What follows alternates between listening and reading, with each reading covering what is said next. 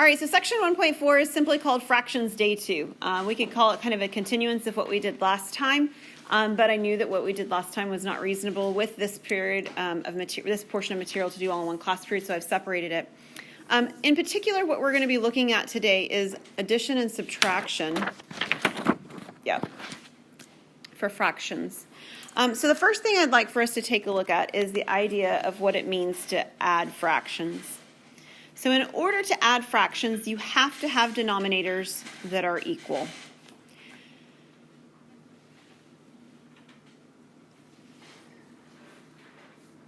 Now you'll notice you've got some blank spaces underneath on the first page of these notes. In that blank space, what I'd like for you to draw is 2 fraction bars. So a fraction bar just looks like a long rectangle. If you want to draw them right on top of each other, that will be most helpful. Like one right above the other one. They should be the same size, roughly speaking.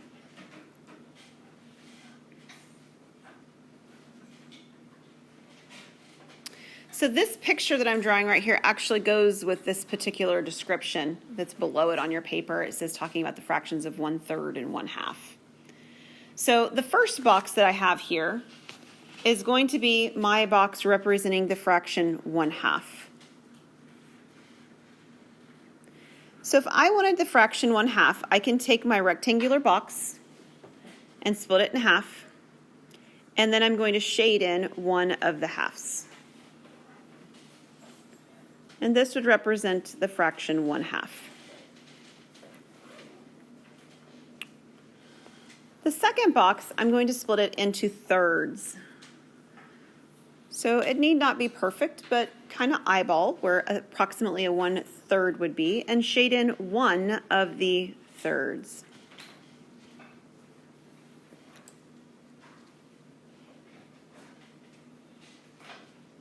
I could have done them the other way. I guess that's what I had in my notes and I just wasn't looking, but nonetheless. So if you consider taking these 2 yellow pieces, right, the shaded part, the one that represents 1/2 and the one that represents 1/3, there's a problem. The problem is that the sizes of the boxes are not the same, right? So you've probably all had the experience where they cut the pizza and the sizes of the pizza slices are not the same, right? So whether you decide it matters to you or not, very clearly there are more calories in the larger size pizza than the smaller size pizza.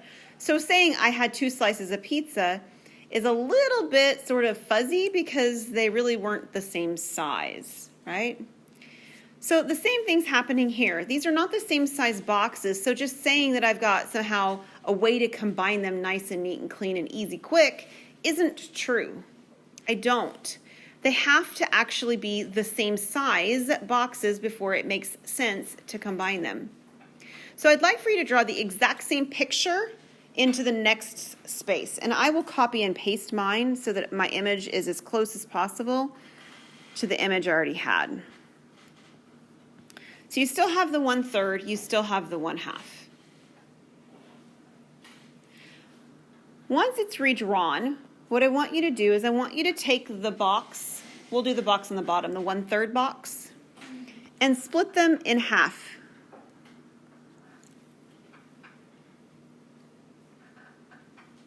Okay, so now how many pieces are in the boxes? I mean, how many boxes do you have in that strip? 6, good. And on the earlier one, the one that we drew the 1/2 on, I want you to split those boxes into thirds.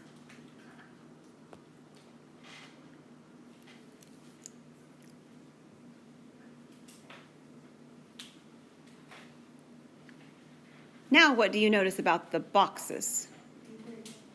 They're all the same size, aren't they? They are. They're all the same size, and because I have boxes that are now all the same size, it makes sense to talk about adding the fractions together. So this fraction here was originally written as 1/2, and this one was written as 1/3. If you count the boxes, how many yellow boxes are shaded in the first diagram? 3, and they all have a size of 6, right? They're a 1/6 size. So there's 3 out of 6 boxes shaded in the first diagram. What about the second diagram? There are 2 out of 6 boxes shaded in my second diagram.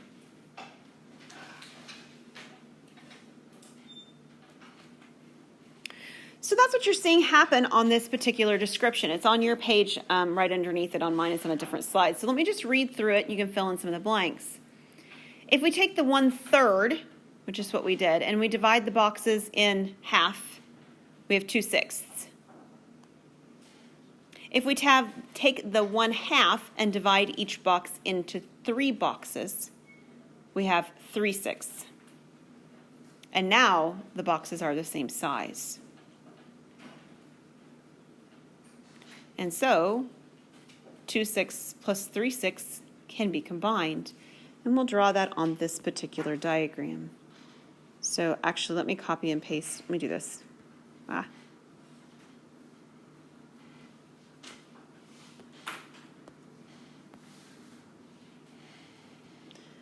So I had 3/6 in this box.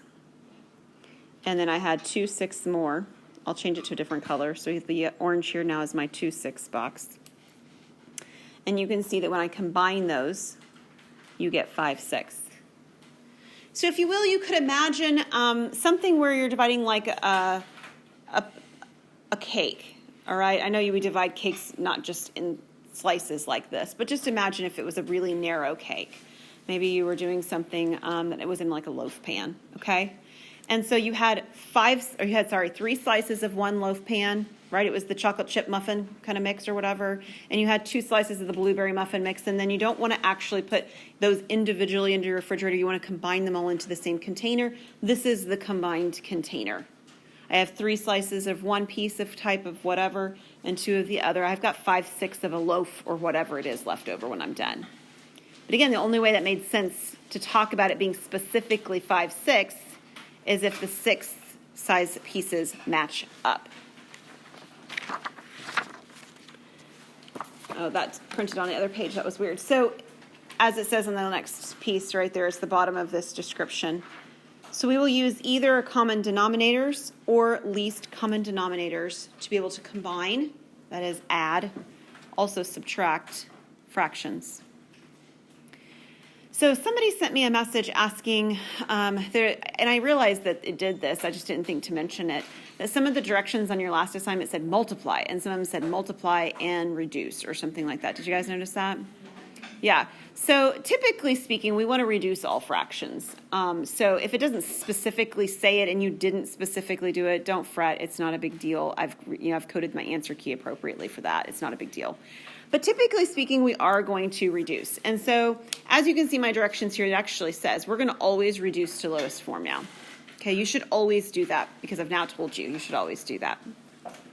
So anytime we're adding and subtracting, whatever our final answer is, we have to do that one more sort of check step at the end. So over here, 5/6, we would check step and we would say, is there any number that divides both 5 and 6? And of course the answer is no, so we would be finished with the problem. So let's take a look then at these two. These two already have the same denominators, right? That's great. Now, that means that the denominator is kept the same as we do the addition or the subtraction. So truly what we have is another denominator of 10, and we simply add together the numerators. Now, do I need to see 1 plus 3 over 10? No, you don't have to do that, but that's what we're really doing. I do want to make sure and emphasize very strongly that the denominator does not get added together. The denominator stays unchanged. Again, imagine our cakes, right? The size of the pieces and the size of the empty holes of the eaten pieces, none of that changed. So this gives me 4/10. Now, I don't leave it as 4/10 though, right? I am going to simplify that. What number will divide both the 4 and the 10? 2, you're right. So we're going to divide top and bottom both by 2. 4 divided by 2 is 2, and 10 divided by 2 is 5. So we end up with the reduced fraction 2/5.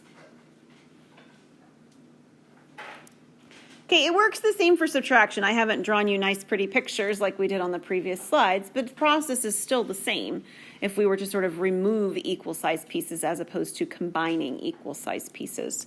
So again, the denominator is left unchanged, and the reality is that it's only the numerator pieces that get subtracted. So what is 3 minus 1?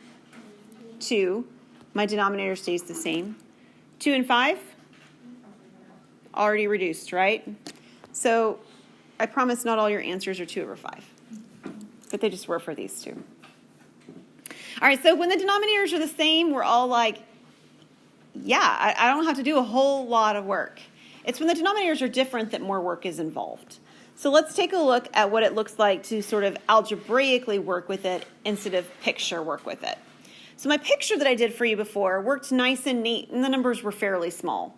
But I don't really want to draw a diagram with 10 slices and a diagram with 18 slices in it. Do you? Probably not. It becomes tedious very quickly when the denominators get larger.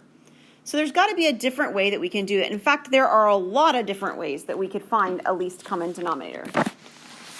So let me show you one of them. And then as you're working, if that process, you're not liking it very much, I'll be happy to show you one-on-one other options for finding least common denominators, okay? I don't want to overwhelm you with like 10 ways to do something and you're like, oh, I don't know which one she likes. The reality is I don't care which one you use. So I'll show you the one that you're probably most familiar with. And then again, as you're working, if that's one that's not familiar to you or whatever, just flag me down and I'll show you other options. So one of the options is to actually take and break down the denominators. So if I break down the number 10, what numbers divide 10? What factors do you get? 5 and 2. So one of the things that would actually be nice when I'm looking at the other number is to see if either of the numbers I already have, which are both prime, 2 and 5 don't divide any further, right? Okay, is to see if either of those numbers actually divide the 18. Do they? Yeah, which one? 2. So it's 2 and 9. Now I realize that the 9 is not prime, but also the 9 doesn't share any common factors with the 5, right? So it's perfectly acceptable to stop factoring here because they share the 2, so I don't need to worry about the 2. What's actually missing from the 18 is a 5, and what's missing from the 10 is a 9. So watch this. If I take this 9 and I were to multiply it by the denominator, I don't even need to do the numerator right now actually because it's just asking me for the least common denominator. If I were to take the 10 and were to multiply it by that 9 that I just said wanted to go was missing, and if I were to take on my 18 and multiply it by the 5 that I said just a moment ago was missing, what's 10 times 9? What's 18 times 5? 90. So you're simply multiplying the other value by the missing or the not in common factors. Now this problem doesn't have me adding the fractions together or anything after that. We'll do that in a minute, but this is how we would go about finding a larger denominator to be matching. Again, you don't want to draw a diagram with 90 slices of cake or pie or pizza or anything. 90 is a big number. So let's actually put all those pieces together and actually do some addition then. All right, so this one has a 3 and a 6, okay? The 3, that first denominator, is already prime. I can't break it down. So when I look at the next denominator, I'd like to ask myself, is there a way to break the 6 down so that it has a factor of 3? And the answer is yes. It's 3 and 2. So what that means is that they already have the 3's in common, but this first 3 doesn't have the 2 in it. And indeed, if I were to multiply 3 times 2 in the first fraction, my denominator would become a 6, which is exactly what the other one was, right? Like, it's what I want to happen. Now, just like we talked about last time when we talked about reducing and simplifying fractions, if I multiply the denominator by a value, I have to multiply the numerator by a value so that the fraction itself does not change. So my second fraction doesn't change, it's 1/6. What does my first fraction become? 4. So it's 4 over 6. Now the denominators match. They're a 6, and my numerator becomes 5 over 6. You're right.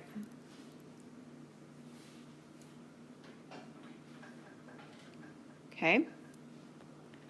We're going to try it again. I have another 3 here. Yes, Armani. So the goal is to get them to be the same? The goal is to get the denominators to be the same. Yes, Okay. ma'am. Mm-hmm. So what if you don't do like how you do it, like you kind of like find the factors like 6. I just kind of like find the common factors between both of them to be like on the 18 and 10. I just kind of was like, oh, 18 times 5 is 90, and then 10 times 5. But where did you get the 5? You're right, but where'd you get the 5? I kind of like compared their factors, like I wrote like. You did it in your head. That's okay. You still did what I did. You just did it in your head. You looked for what they had in common. They both had 2s and said, what do they not have in common? And you found the 5. So you're doing it. You're just not doing it in written form. Okay? So you're good. Don't worry. What you're doing is fine. Okay? I think probably for number 4, some of you probably saw it before I factored it, because 3 and 6 are very small, for one. And they're also very related, right? They are. Some numbers are. That was one of them. The last example with the 18 and the 10, not quite as related to one another. The 8 and the 3 down here, they don't have any factors in common at all. Like, I can factor the number 8, but it's not going to have a 3 in it, right? And the 3 itself doesn't factor any further anyway. So when that happens, the only thing that you can do is to simply multiply them by one another. Now, the reality is you could always multiply them by one another. You could do it that way every single time if you want to. So like right back up here when I had the 3 and the 6, I could have multiplied the 3 times 6.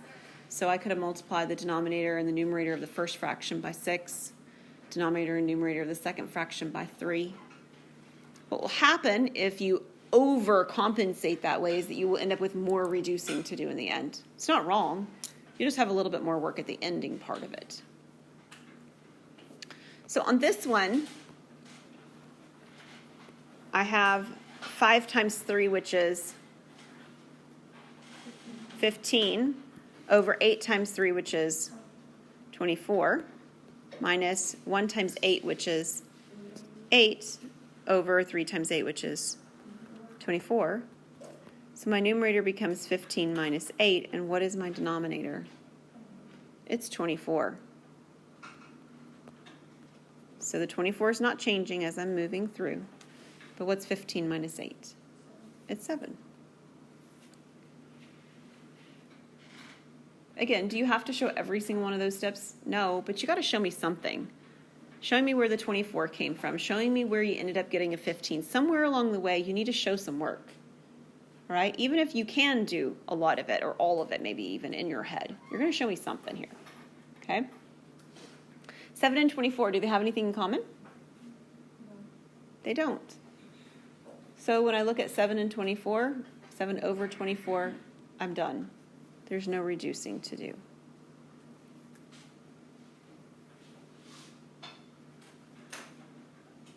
Armani, I feel like you have a question. You're about to raise your hand. I'm trying to, but I think I got it. Okay.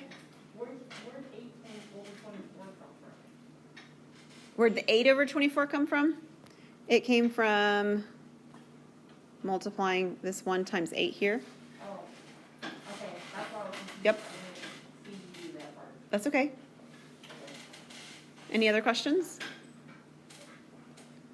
Okay, I have one more example in this slide. Yes, is Kenny? Is that right? So, yeah. Okay. So, like number 3, it asked just the least common denominator, so you don't need a fraction on that one. Right. It just asks for a least common denominator. So be careful because sometimes we get overzealous. Even I did initially when I was looking at this particular problem on number 3. And I was about to go and multiply that numerator too by something, right? So be careful to pay close attention to the directions. This one simply asked for the least common denominator. It didn't ask us to change the fractions to have those denominators.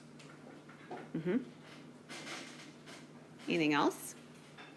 So what would be the least common denominator of number 3? It was the 90. Yeah, the 90 we got at the end. I should have boxed it in. I usually do. But yeah, it's the 90 that we get when we multiplied the 9 and the 5 through. Okay, one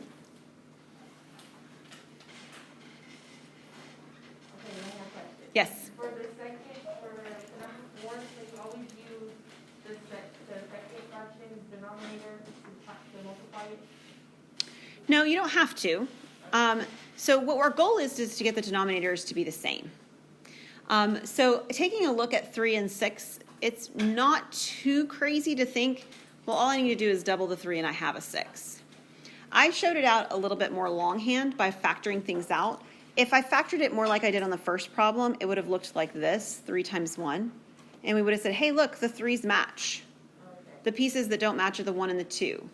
So technically, I multiplied by the 2 over 2 and kind of by the 1 over 1. I didn't write it down because multiplication by 1 doesn't change values. But it's sort of hidden inside of there. Okay. Yes, Madison. So if I was looking for the least common denominator, but I wanted to use the multiplication method because that just makes sense in my head, would I have to work through the entire thing because then I would have to eventually reduce it, say, to top and bottom?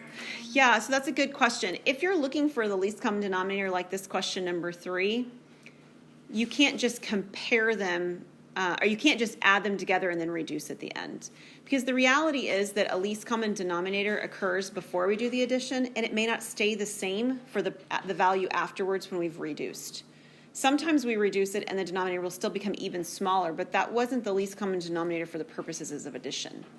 So you're going to have to do some kind of comparison that makes it, that happens before the addition occurs in order to find the least common denominator type of question. Okay? Okay, good questions, guys. Let's try one more and see if some of those things start to piece together.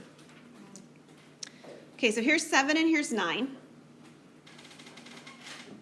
If I were to try to factor, I mean, if you weren't sure where you were thinking about this, how would 7 factor? 7 and 1. Yeah, 7 and 1. You can't get any better, right? I mean, like, it is already prime. 9 does factor as 3 and 3. But in particular, it doesn't factor as having a 7 in it, right? So, I mean, I can write down the 3 and the 3, but it's not necessarily helpful because none of those factors match. Whenever you have denominators that have no factors in common, what you'll do is like what we did on number 5, right? They end up just getting multiplied by one another. That is the least common denominator. There's nothing any smaller that will work. So over here, the 7 has to be multiplied by 9, top and bottom. And the 9 has to be multiplied by 7, top and bottom. Okay, good. 18 over 63. And then 7 over 63. And I subtract and I get 11 over 63. Now I need to be careful, again, right? 11's prime, but will 11 go into 63? It won't. So we are finished at that point and we have our answer.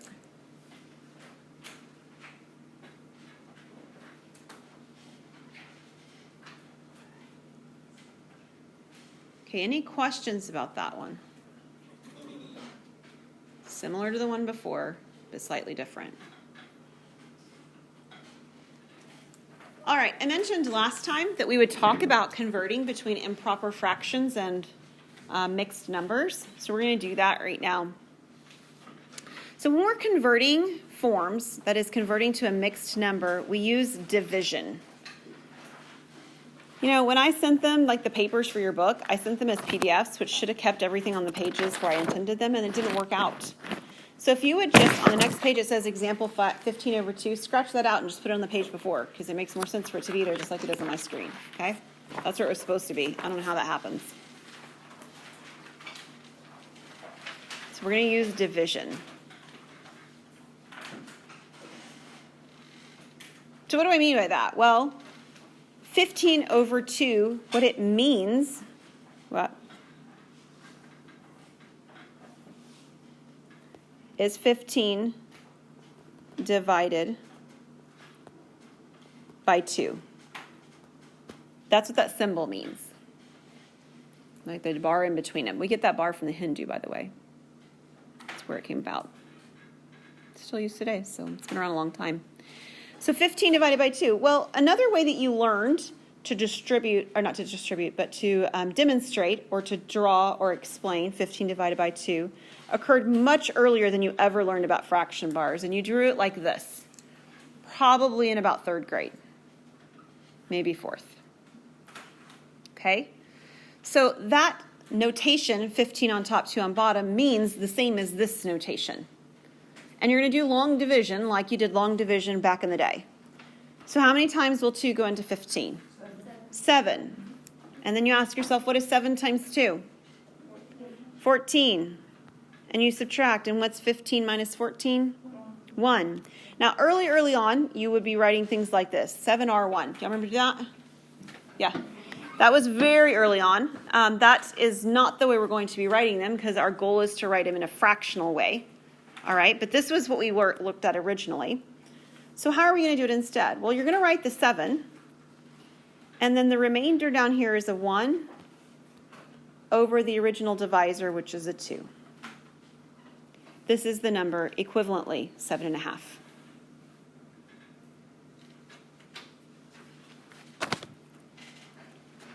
15 over 2 is the same as 7.5. So specifically, give me just a second, Jasmine. Specifically, questions will say, convert to a mixed number. Like that's what they'll say. And then you're going to know, this is when I need to use a mixed number. What was your question, Jasmine? Okay, no problem. Okay, we're going to do a couple more ideas about conversions. We'll encounter more conversions later, but just a couple more in this section. In this section, we're going to talk about converting to a percent.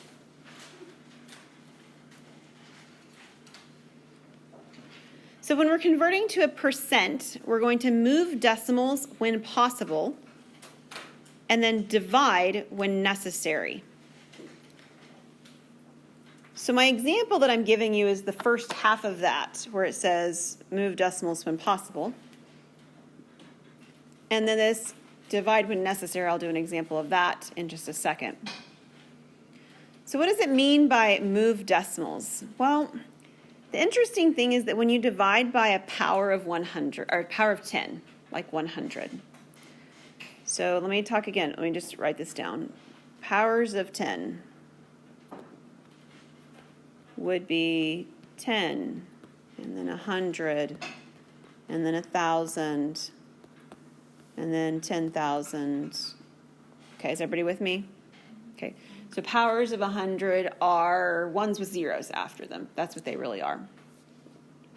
The number of zeros actually tells you how many decimals, how many places to move the decimal point. If you have 1 0, you move it 1 time. If you have 2 zeros, you move it 2 times. If you have 3 zeros, you move it 3 times. Just a counting game.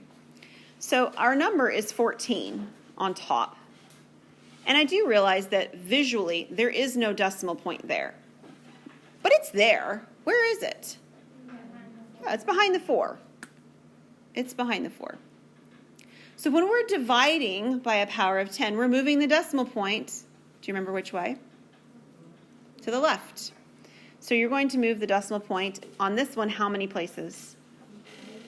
2, because we're dividing by 100, which has 2 zeros. So we end up getting the decimal point and then a 1 4. So dividing by powers of 10 is really an exercise in decimal point moving. That's all it is. But of course, that's not true for all fractions, because not all fractions have 10 or 100 or 1,000 in the denominator, right? So what happens if you have an example like this? I have 3 over 8. What do I do then? How do I do 3 over 8? Because it's a fraction as well. How do I do 3 over 8 into a decimal? Well, you do it like you do the mixed numbers over here. You do it with division. Okay? So this is the part here where it says divide when necessary. Now, what I'm going to show you would have worked with the 14 and the 100. It will, but it's just not necessary. Right? I don't want you to have to do more work than is necessary, and I suspect you don't as well. So, when necessary means when it doesn't have a power of 10 on bottom. So when necessary, we will divide with long division. 3 underneath the division bar and 8 on the outside. So what you should remember is that, of course, 8 doesn't go into 3, right? So we have to write it as its decimal value, like 3.0. Sounds like I'm talking about a new computer program version 3.0, right? And then when we actually do the division, we put the decimal point here straight above. But when we do the division, we think to ourselves as though it's the number 30. How many times will 8 go into 30? Three times. 4 times would be 32. That's a little too big. So just 3 times.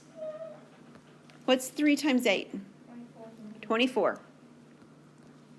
Now the kicker is this. I'm not trying to do mixed numbers where I have a fraction at the end. I'm really trying to get a decimal. So what that means is that I need to keep dividing until I don't get a remainder. I have a remainder here of what? 6. So I can't stop because I'm not done dividing. So what do? Well, I go back and I make that a 3.00. Okay? There's infinitely many zeros I can tack on if I need to. We won't do infinitely many of them, but they're all there if you need them. And you bring that 0 down. So it looks like it just comes down. And you ask yourself again the same question. How many times will 8 go into 60? 7 is correct. Good. What is 7 times 8? 56. Well, 56 and 60 are not the same thing, so I'm going to get a remainder again. What's 60 minus 56? 4. We're so close to done, I can almost taste it. You got to add another 0 and bring it down. And how many times will 8 go into 40?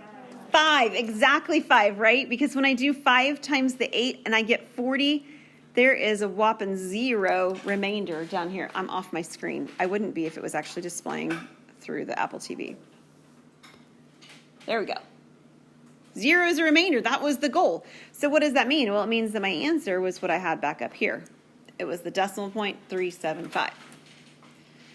Okay, so I'm going to say the same thing you heard me say earlier today. I know your calculator will do this like that. I'm not interested in what your calculator can do. I'm interested in what you can do.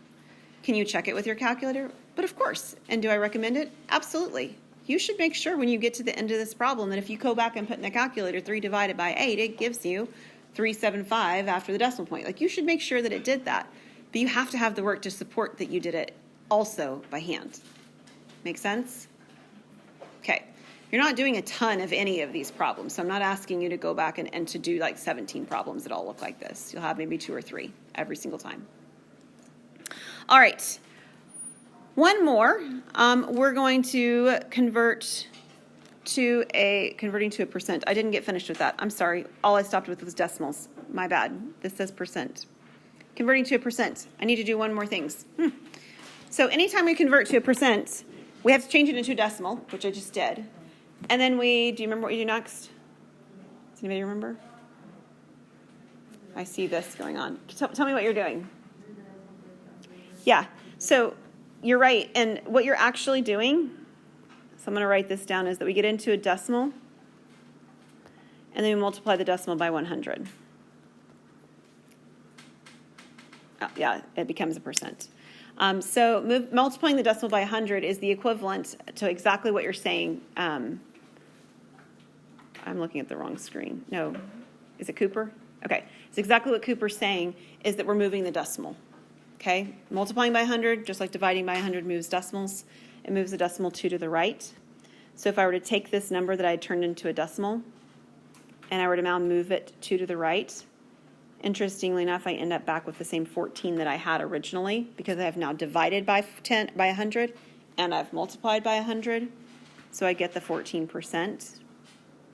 It's a little bit more interesting on this other problem, because if I take 0.375 and I multiply by 100, or I move the decimal point 2 times, I have 37.5%.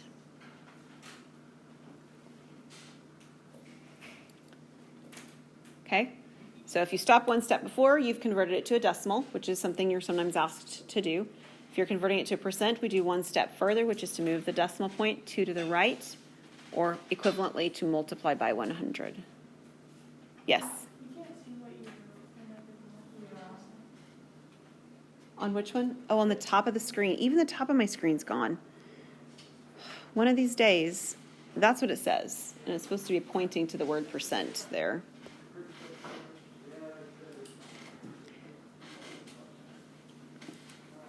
Percent means to take the decimal point and multiply by 100. Thank you for that. Okay. We have one more converting form. All right? We're going to convert the other direction. We're going to convert a percent to a fraction. So the last two problems took fraction into percent, and now we're going to take the percent back into a fraction. So putting percents into fractions is pretty straightforward because it always works the same way.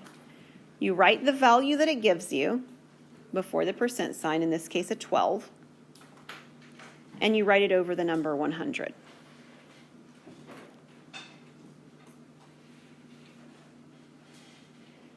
Always. It doesn't matter what the value is they give you. Maybe even they give you a value that does have a decimal point. Maybe it's 3.6%. Okay, you're going to write 3.6 over 100. All right? Now, I don't think we did have any problems like that, just so you know. But it does work the same way. You still write it over 100 no matter what kind of a decimal value or whatever value you're given in that percent form. So let's go back to our original problem, 12 over 100. We need to do one more thing. We need to reduce. Yeah. What is a number that would divide both 12 and 100? 2 would work, or 4 would work. Okay, if you do 2, you'll just have one more step at the end to do it again. If you do 4, you'll get there a little bit quicker. What is 12 divided by 4? 3. What's 100 divided by 4? 25. Do 3 and 25 have anything in common? Nope. They could. We could still have not caught the biggest one and have to do another step. But on this one, we don't. We're done. Now here's something really cool. Grab your calculator if you don't already have it out real quick, because I want to show you something. So it's easy enough when you're working with with fractions to turn them into decimals in the calculator. Going the other direction in most calculators is not quite as straightforward. Some calculators it is, but not all. So let me show you what happens with all calculators. Let's say you wanted to confirm that after you did this simplification and everything, you really got the right answer. You really want to know, right? Take 3 in your calculator and divide it by 25. Tell your calculator, 3 divided by 25. What does it give you? 0.12. It's a decimal, but what happens when you move the decimal point 2 to the right? You get 12% like the problem started with. So I know you guys don't have like a back of the book kind of thing to check on any of your homeworks, but there's a lot of things that we do. You can just do a check step real quick with the calculator and make sure that you're actually on the right track. Any questions on that? Awesome. All right, so let me stop this.